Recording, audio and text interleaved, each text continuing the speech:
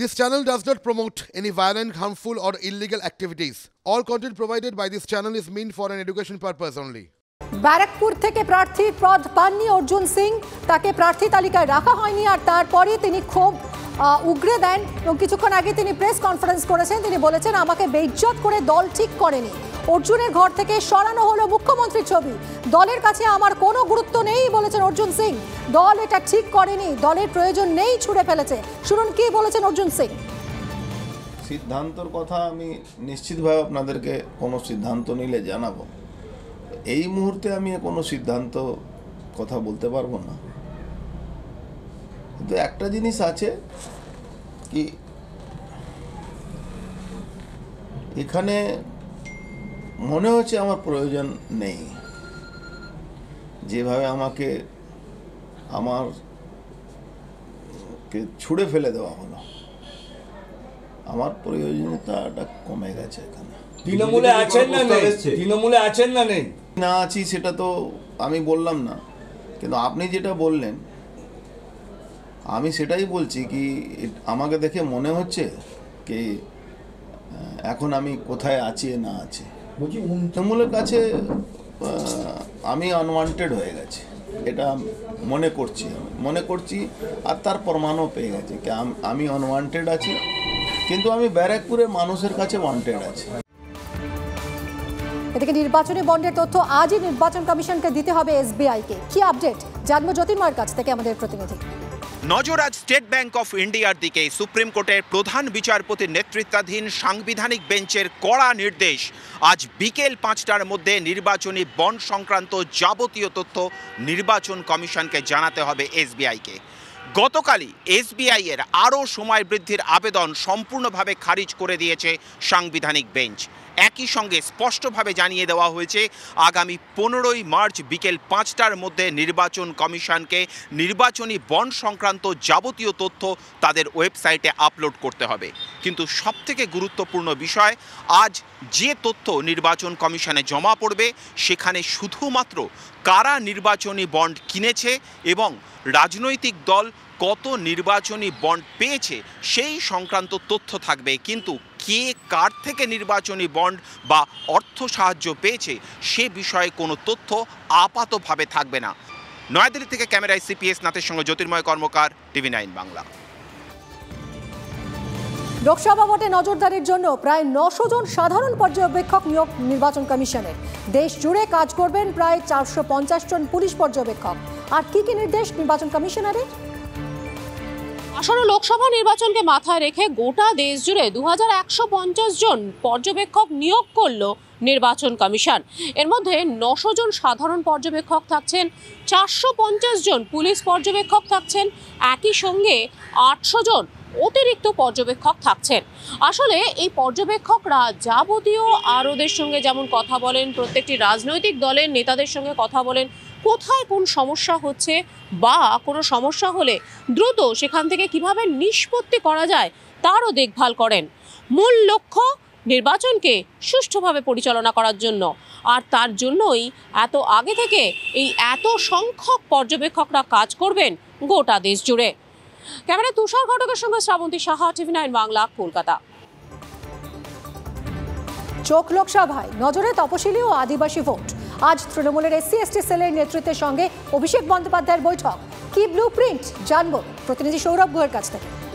2024-এর তাৎপর্যপূর্ণ লোকসভা নির্বাচনকে সামনে রেখে তপশিলি জাতি উপজাতিভুক্ত মানুষের কাছে তৃণমূল কংগ্রেসের বার্তাকে আরও বেশি করে পৌঁছে দেওয়ার উদ্যোগ নিল অভিষেক বন্দ্যোপাধ্যায়। আজ অভিষেক বন্দ্যোপাধ্যায়ের নেতৃত্বে তপশিলি জাতি উপজাতিভুক্ত তৃণমূল কর্মীদের একটি বিশেষ কনভেনশনের ডাক দেওয়া হয়েছে নজরুল মঞ্চে। গত 16ই ফেব্রুয়ারি রাজ্যের তৃণমূল কংগ্রেসের বিধায়কদের কাছ থেকে তাদের বিধায়ক অঞ্চলের তপশিলি জাতি উপজাতিভুক্ত তৃণমূল কংগ্রেসের 15 জন কর্মীদের একটি তালিকা চাওয়া হয়। 21শে ফেব্রুয়ারির মধ্যে সেই তালিকা ক্যামাক স্ট্রিটে পৌঁছায়। এই তালিকাভুক্ত তৃণমূল কংগ্রেস কর্মীরাই আজকে নজরুল মঞ্চের সভায় উপস্থিত থাকবেন। এই অভিযানের সূত্রপাত হতে পারে নজরুল মঞ্চের সভা থেকে। ক্যামেরায় কুণাল গাঙ্গুলির সঙ্গে সৌরভ গুহ, TV9 বাংলা, কলকাতা।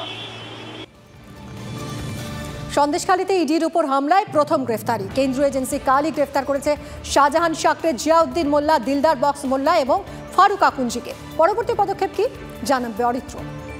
ঘটনার বেশ কয়েক মাস পরে সিবিআইয়ের তরফে ইডির উপর হামলার ঘটনায় এফআইআর দায়ের করা হয় এবং তারই পরিপ্রেক্ষিতে সোমবার রাতেই গ্রেপ্তার করা হয় ফারুক আকুঞ্জি, জিয়াউদ্দিন মোল্লা এবং দিদার বক্স মোল্লাকে। এছাড়াও আরও বেশ কয়েকজনকে ইতিমধ্যেই সিবিআইয়ের তরফে নোটিশ দেওয়া হয়েছে এবং তাদেরকে নিজাম প্যালেসে এসে জিজ্ঞাসাবাদ করা হতে পারে সিবিআই তরফে, এমনটাই খবর সিবিআই সূত্রে। অন্যদিকে যে তিনজনকে গ্রেপ্তার করা হয়েছে তাদেরকে নিজেদের হেফাজতে নিয়ে সেই 5ই জানুয়ারি ঠিক কী ঘটনা ঘটেছিল, কিভাবে হামলা চালানো হয়েছিল এনফোর্সমেন্ট ডিরেক্টরেটের আধিকারিকদের উপরে, কার নির্দেশে এই ঘটনা ঘটেছিল বা এর পিছনে আর কেউ জড়িত রয়েছে কিনা, সেই বিষয়গুলি জানার চেষ্টা করবে কেন্দ্রীয় তদন্তকারী গোয়েন্দা সংস্থা। সব মিলিয়ে ইডির উপর হামলার ঘটনাতে সোমবার রাতেই প্রথম গ্রেপ্তারি সিবিআইয়ের। গ্রেপ্তার করা হয়েছে শাহজাহান ঘনিষ্ঠ 3 ব্যক্তিকে। ক্যামেরায় পিকু দাসের সাথে অরিত্র ঘোষ, TV9 বাংলা, কলকাতা। বৈঠকের পর বৈঠক, কিন্তু নিয়োগ জট কাটছে কই? কালো বিকাশ ভবনে চাকরি প্রার্থীদের সঙ্গে বৈঠক করলেন ব্রাত্য বসু, কুণাল ঘোষরা। জট কাটলো কি? চাকরি প্রার্থীদের ভবিষ্যৎ কোন পথে? দেখুন প্রতিবেদন। শিক্ষামন্ত্রী ব্রাত্য বসু, তৃণমূল নেতা কুণাল ঘোষের সঙ্গে SL/ST চাকরি প্রার্থীদের বৈঠক হলেও এবার তাদের যে ভবিষ্যৎ, সে ভবিষ্যৎ নির্ভর করছে আদালতের রায়ের ওপরই। গতকাল বিকাশ ভবনে তাদের সঙ্গে বৈঠক হয়েছে। ব্রাত্য বসু এবং কুণাল ঘোষ SL/ST চাকরি প্রার্থীদের, অর্থাৎ কারা কারা চাকরি পাবেন সে বিষয়ে যে তালিকা প্রস্তুত হয়েছে, সেই তালিকা বৈধ কিনা তা নিয়ে কিন্তু সরকারি অ্যাডভোকেট জেনারেলের সঙ্গে তারা বৈঠক করছেন। আদালতে তারা যাচ্ছেন, অর্থাৎ হাইকোর্টে তারা যাচ্ছেন। এই যে তালিকা, সেই তালিকা কতটা বৈধ তা নিয়ে আদালত রায় দেবে। দীর্ঘদিন তারা আন্দোলন করেছেন, এবার কিন্তু তারা শিক্ষামন্ত্রী ব্রাত্য বসু এবং কুণাল ঘোষের ওপরই আস্থা রাখছেন। তবে তারা আস্থা রাখলেও তাদের যে চূড়ান্ত ফলাফল বা চূড়ান্ত যে নিয়োগের যে পদ্ধতি, তা কিন্তু ঠিক করে দেবে আদালতই। ক্যামেরায় মাখন পত্রের সঙ্গে সোমা দাস, TV9 বাংলা, কলকাতা। ঠাকুর শ্রী রামকৃষ্ণের 189তম জন্মতিথিতে সাজো সাজো রব বেলুর মঠে। ভোর 4:30 থেকে শুরু হয়েছে পুজো, ভজন, কীর্তন, ধর্মীয় অনুষ্ঠান চলবে আজ দিনভর। কি ছবি সেখানকার, আসুন দেখি। ঠাকুর শ্রী রামকৃষ্ণ পরমহংসদেবের 189তম জন্মতিথি সাড়ম্বরে পালিত হচ্ছে বেলুর মঠে। ভোর 4:30 মঙ্গল আরতির মধ্যে দিয়ে যে অনুষ্ঠানের শুভ সূচনা হয়েছে, তা সারা দিনভর নানান ধর্মীয় অনুষ্ঠান থাকছে, যেমন ভজন, কীর্তন, হোম, যজ্ঞ, বেদপাঠ, ধর্মসভা, একাধিক ধর্মীয় অনুষ্ঠান আজকে সুসজ্জিত।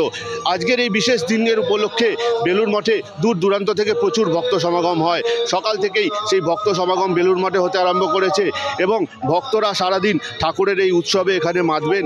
এরপরে বেলুর মঠের তরফ থেকে ভক্তদের জন্য প্রসাদেরও ব্যবস্থা রাখা হয়েছে। সব মিলিয়ে ঠাকুর শ্রী রামকৃষ্ণদেবের জন্মদিনে সেজে উঠেছে বেলুর মঠ। হাওড়ার বেলুর থেকে সুব্রত বন্দ্যোপাধ্যায়, TV9 বাংলা।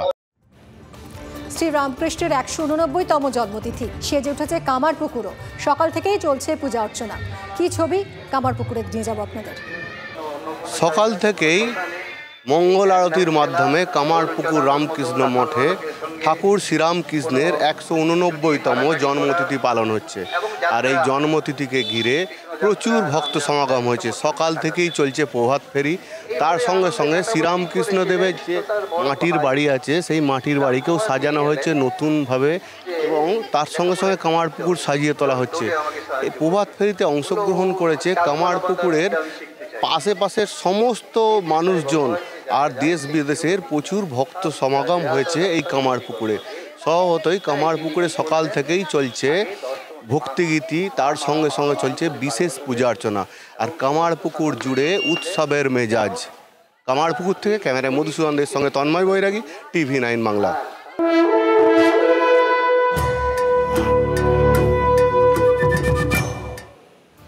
তৃণমূল কর্মীদের চোখ উপড়ে নেওয়ার হুমকি বিজেপির সৌমিত্র খাঁর। বিষ্ণুপুরের বিজেপি প্রার্থীর বিতর্কিত মন্তব্য নিয়ে শোরগোল পড়ে গেছে।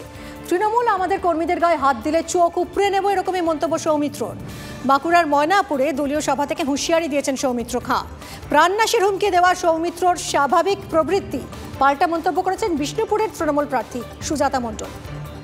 কয়েকজন নাচানাচি করছে, আমরা পরিষ্কার জানিয়ে দিতে চাই, আমাদের কর্মীদের উপর একটু অত্যাচার হলে পুলিশ যে তৃণমূলে দালালি করছে সেটাও আমরা ভেঙে দেবো।